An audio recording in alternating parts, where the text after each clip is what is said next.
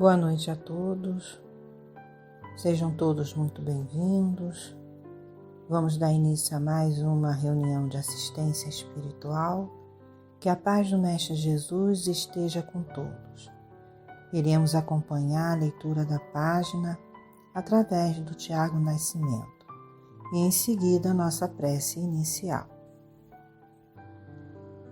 Livro Segue-me, Francisco Cândido Xavier, por Emmanuel.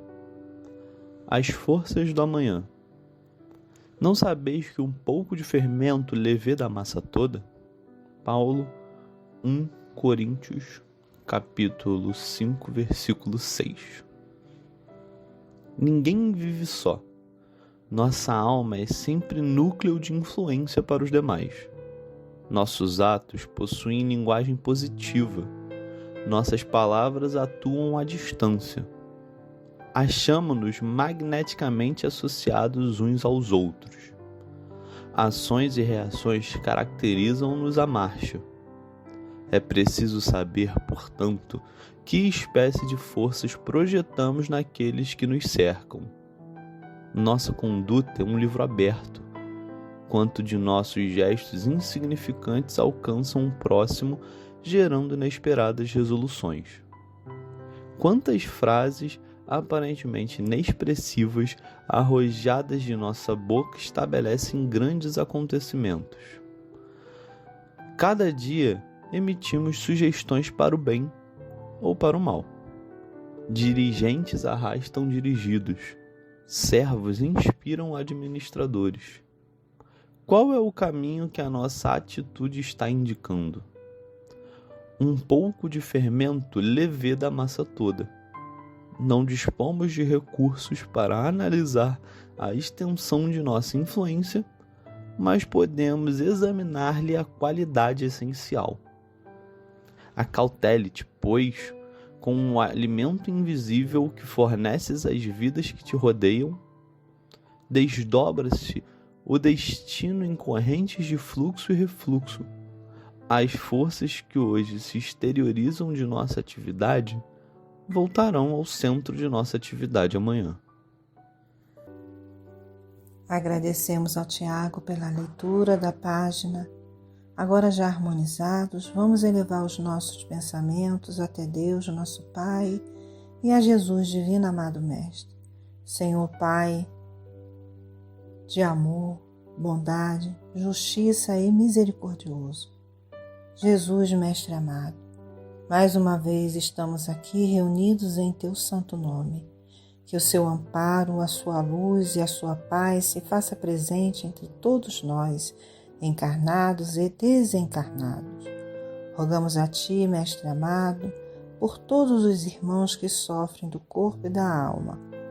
Rogamos também para aqueles irmãos que se encontram nas ruas, sem um teto, sem um alimento. Te pedimos, Senhor, o amparo para todos os irmãos aflitos, desconsolados, desesperançados. Pedimos também para aqueles que retornaram à pátria espiritual, que eles possam ser auxiliados nessa nova transição. E os seus familiares que aqui ficaram, Senhor, possam ser consolados e confortados por Ti. Pai amado, rogamos a paz no mundo. Rogamos, Senhor, por toda a humanidade inteira. Que assim seja. O estudo da noite de hoje tem como tema: se a sua mão for motivo de escândalo, e a referência é o Evangelho segundo o Espiritismo, capítulo 8, itens de 11 a 17. Quem fará será a expositora Vânia Hungria. Muita paz a todos. Olá, meus irmãos. Para darmos início ao nosso estudo, eu vou ler um trechinho do Evangelho segundo o Espiritismo, no nosso capítulo 8, item 11. Se vossa mão ou vosso pé vos é motivo de escândalo, cortai-os e atirai-os longe de vós. É bem melhor para vós que entreis na vida não tendo senão um pé ou senão uma mão, do que terdes dois e serdes lançados no fogo eterno. E se vosso olho vos é motivo de escândalo, arrancai-o e lançai-o longe de vós. É melhor para vós que entreis na vida, não tendo senão um olho, que terdes os dois, e serdes precipitados no fogo do inferno. Anotou o apóstolo Marcos, capítulo 18, versículos de 6 a 11, e capítulo 5, versículos de 29 e 30. No sentido vulgar, quer dizer, no dicionário, a palavra escândalo quer dizer tumulto, fato imoral ou revoltante, né? Aquilo que nos faz errar, tropeçar, normalmente moralmente.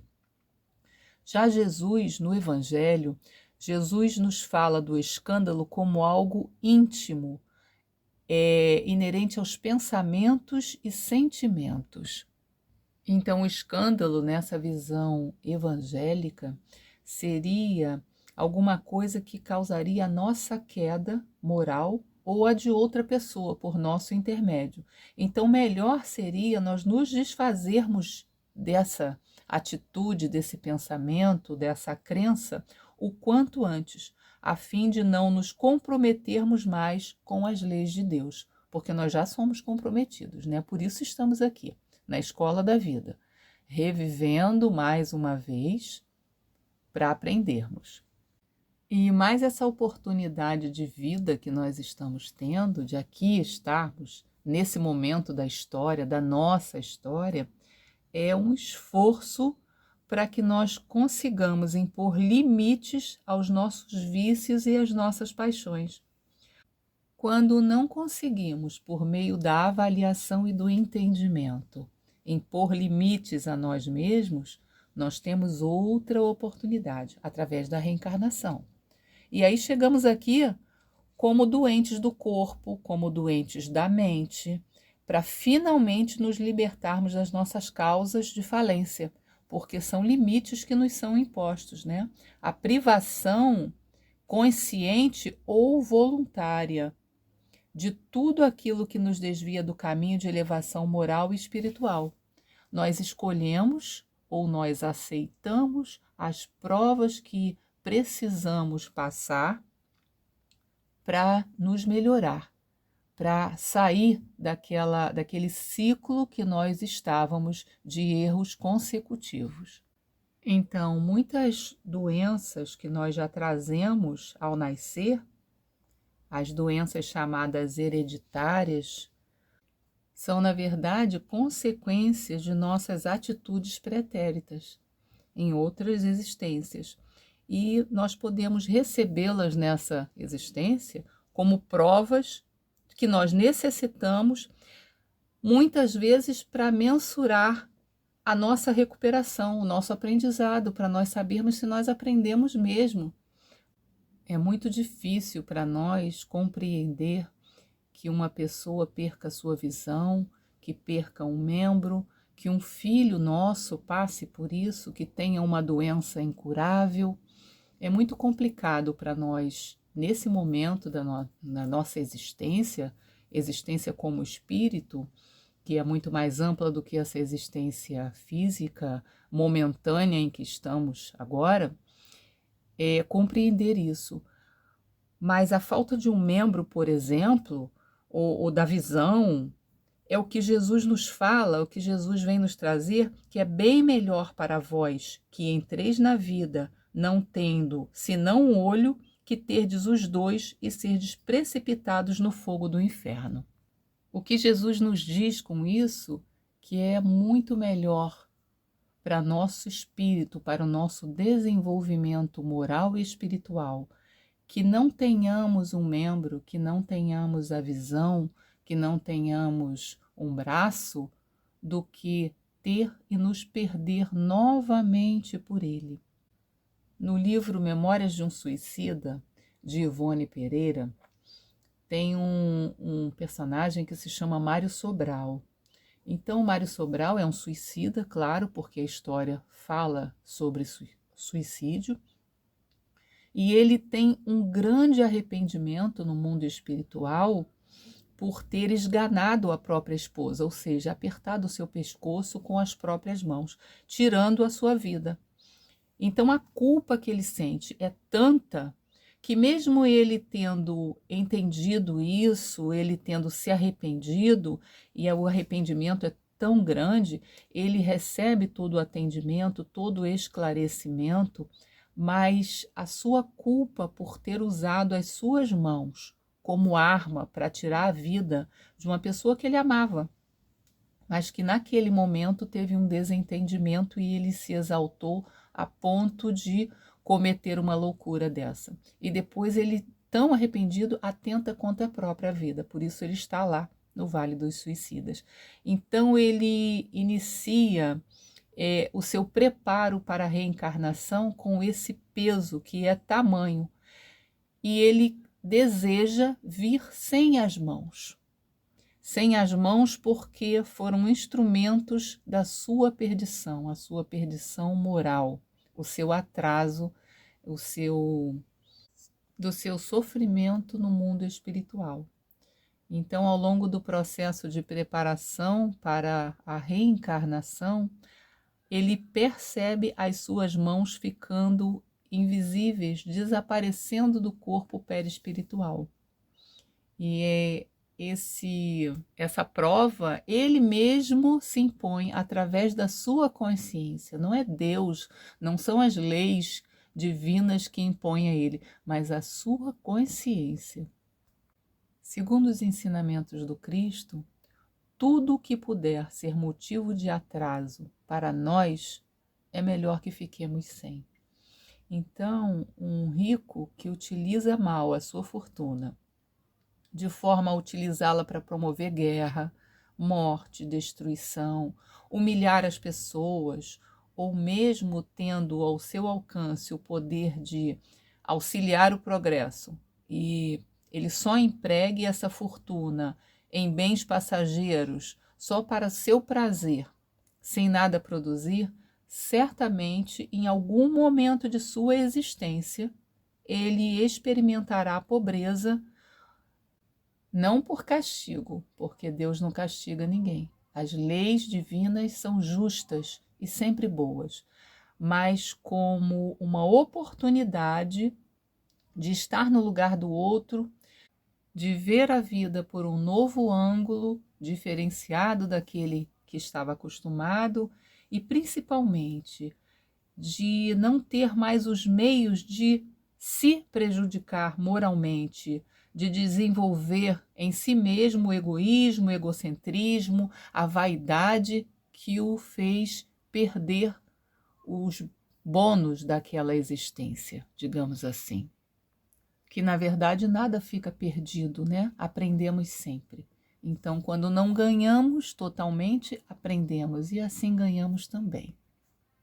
E assim também acontece o inverso, de sermos bem pobres, né? Muitas vezes viver na completa miséria, nascermos num país onde as leis não nos favorecem, onde a vida é complicada por questão de guerra, de fome, de seca, mas numa próxima existência nascermos na opulência, nascermos no conforto, numa família amorosa, para que experimentemos de tudo. E assim renascemos como homem, como mulher, renascemos num país oriental, num país ocidental, na pobreza, na riqueza, e temos inúmeras oportunidades de aprender, e quando falhamos temos outras oportunidades. Mas o bom seria que aproveitássemos todas elas, né? Quando Jesus nos fala de cortar a própria mão, se esta for motivo de escândalo, ele na verdade não se refere ao membro físico, não é ir lá e tirar a mão, tirar o pé, furar o olho. Os ensinamentos do Cristo, feito em parábolas, são bem incisivos até pela época em que ele aqui esteve pessoalmente, né? Fisicamente, digamos assim. Ele se refere às oportunidades perdidas, oportunidades que nós temos todos os dias, em todos os momentos de nossa existência. as oportunidades de aprendizado, de renovação dos nossos pensamentos, da nossa visão de mundo, visão do outro, visão de nós mesmos, que muitas vezes nós temos uma visão muito equivocada de nós mesmos. É a isso que o Cristo se refere, essa renovação interna para que a sociedade se renove. Ele cita a mão como um instrumento, mas nós temos muitos outros instrumentos de perdição ou de construção, que é a beleza física que faz muitos se perderem, a riqueza, o olhar maldoso, o olhar de inveja, de cobiça, os nossos pés e as pernas que muitas vezes utilizamos para agredir, para tirar a vida do outro, mas que também pode nos conduzir por caminhos certos, por caminhos bonitos, mas muitas vezes utilizamos para nos conduzir por caminhos errados. Tanto os nossos membros, pernas e braços, como a nossa mente saudável, o poder político, que também podemos utilizar para o bem e para o mal, e que normalmente as pessoas caem na cobiça, no desejo de ter sempre mais. O poder de comando também é uma forma de perdição se for mal usado. A facilidade da oratória. Tem gente que se comunica com uma facilidade tão grande que acaba induzindo outras. Nós estamos aí na era da informática, no melhor que nós chegamos até aqui de nossa história na Terra, da comunicação mundial, e quantos usam isso para influenciar para o mal, para fazer que se percam gerações, porque é isso que nós estamos vendo. Mas quanta coisa boa também tem acontecendo, estão acontecendo pela facilidade da comunicação. A força física mal utilizada também é um instrumento, a inteligência mal utilizada, um instrumento de perdição e que pode também ser utilizada e também é muito utilizada para o bem, para o progresso. É a isso que Jesus nos chama a atenção, cortar aquilo em nós que constituem os nossos vícios, os nossos mau hábitos, o que nos faz nos perder de nossa essência divina. É a isso que ele diz: cortai a vossa mão, os vossos pés, tirai, é melhor vir sem a visão, vir cego do que enxergar e não ver beleza. Quando retornamos à vida e chegamos aqui, na carne, com a nossa liberdade restrita, ou seja, sem aquele órgão, sem a saúde, sem o motivo pelo qual nós falhamos, e retornamos com deficiências físicas, psíquicas, motora, intelectual, retornamos em condições social adversa, sem mesmo conseguirmos enxergar o caminho, ouvir a voz de quem nos cuida. Nada disso é castigo. Na verdade, são oportunidades. É que isso nos dói muito, se for em nós ou em quem amamos. Então, nós temos essa visão equivocada de que é castigo de Deus, mas não é castigo, é uma oportunidade, porque quando aqui estamos, nós esquecemos as nossas histórias anteriores e nós não sabemos da história de quem está conosco. Nós achamos que é tudo castigo. Na verdade, é a oportunidade de aprendizado que todos nós precisamos e todos nós recebemos. Aprendizado de não só passar pelo problema, mas de estarmos perto de quem passa, sermos espectadores e temos a oportunidade de auxiliar aquele que está passando pelo problema.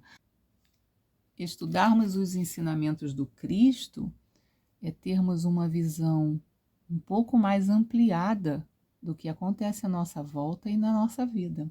é entender que o problema hepático de hoje, que nos proíbe a ingestão de álcool e de todos os excessos de alimentação que nos dão muito prazer, são necessários para limpar o nosso corpo físico, o nosso corpo espiritual, de todo o descontrole a que nos entregamos.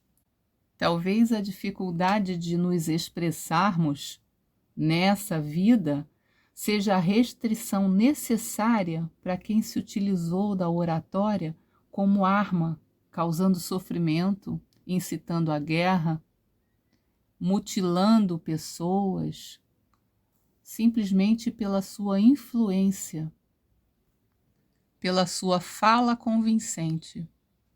Nos diz Paulo, em sua primeira carta aos Tessalonicenses: em tudo dai graças. Ele tinha essa visão ampliada do que é a lei de Deus, do que são as oportunidades que recebemos a cada dia. E nós devemos ser gratos por tudo que recebemos, mesmo quando o que vem está além da nossa capacidade atual de compreensão. É muito difícil nós aprendermos isso quando dói na própria carne, quando o que é ruim, doloroso e difícil está dentro da nossa casa.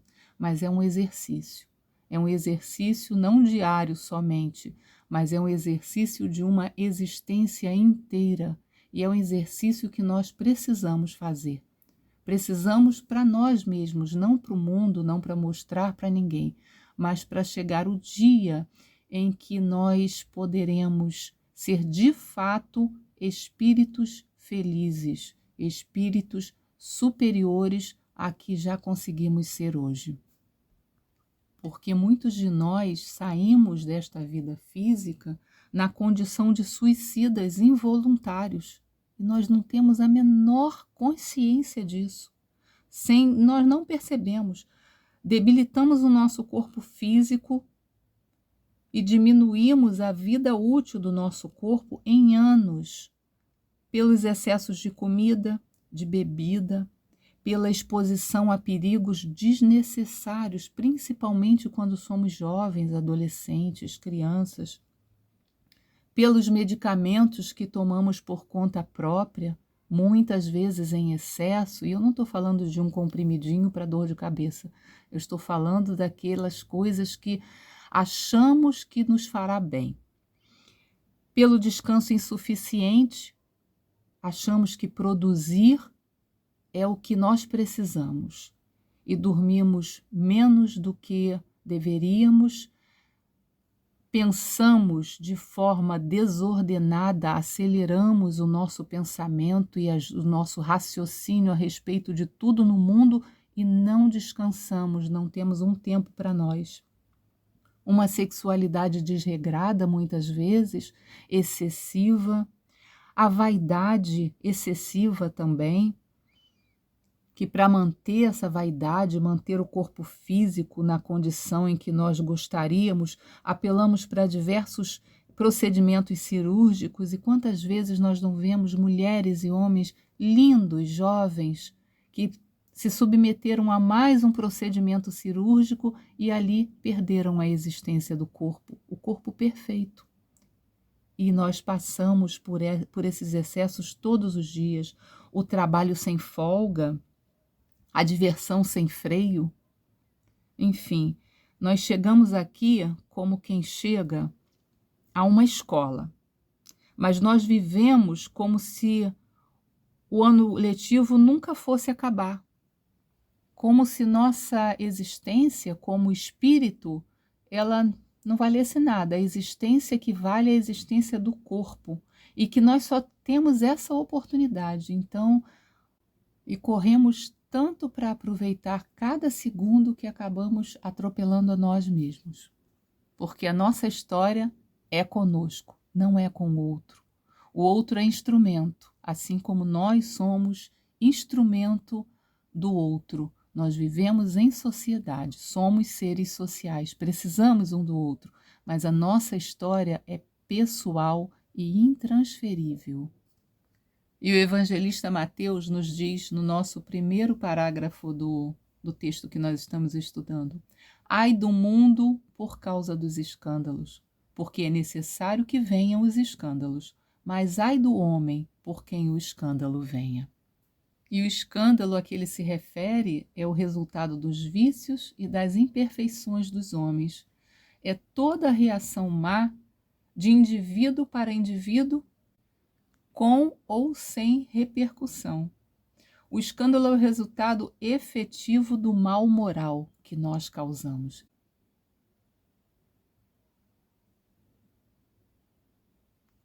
É também entender a nossa responsabilidade em reparar as nossas falhas. A consciência, o entendimento daquele que passa pelo processo de reparação é fundamental. Quando há um entendimento, o erro pode ser reparado por ações e atitudes boas. Não necessariamente nós precisamos sofrer, nós precisamos vir sem um membro, precisamos chegar aqui com uma doença mental, sem a saúde do corpo ou numa situação de miséria. Não necessariamente. Podemos ter erros para reparar, podemos repensar, mas compreendendo a nossa responsabilidade, podemos ter uma prova diferente. Uma prova onde o trabalho substitui o sofrimento. O trabalho no bem, o auxílio a outras pessoas em sofrimento que precisam ainda passar por situações difíceis para compreender, que não chegaram a essa compreensão, pode ser a prova de que precisamos, pode ser a maneira de repararmos. Não através do sofrimento, mas através do amor, do respeito, da bondade, do auxílio, da colaboração. Jesus nos sinaliza o escândalo como uma forma de fazer notar o erro e o equívoco, porque todo equívoco moral ele deverá ser revisto, depurado e, quando entendido, reparado, porque não é só entender e pagar, mas reparar o erro que nós causamos com o nosso equívoco moral. A nossa meta aqui não é sofrer e aprender para nós. A nossa meta é que todos nós aprendamos juntos, porque nenhum de nós é tão bom quanto todos nós juntos. E não nos demorarmos na contemplação do mal e no arrependimento sem obras, porque também ficarmos arrependidos sem produzirmos nada não é bom. Essa é a condição essencial para fazermos o bem, e fazermos o bem ao outro e a cada um de nós. Para finalizar o nosso estudo, eu vou ler a questão 964 do Livro dos Espíritos, onde Kardec faz a seguinte pergunta: mas será necessário que Deus atente em cada um dos nossos atos para nos recompensar ou punir? Esses atos não são, na sua maioria, insignificantes para eles? E os Espíritos respondem: Deus tem suas leis a regerem todas as vossas ações. Se as violais, vossa é a culpa. Indubitavelmente, quando um homem comete um excesso qualquer, Deus não profere contra ele um julgamento, dizendo-lhe, por exemplo, foste guloso, vou punir-te. Ele traçou um limite.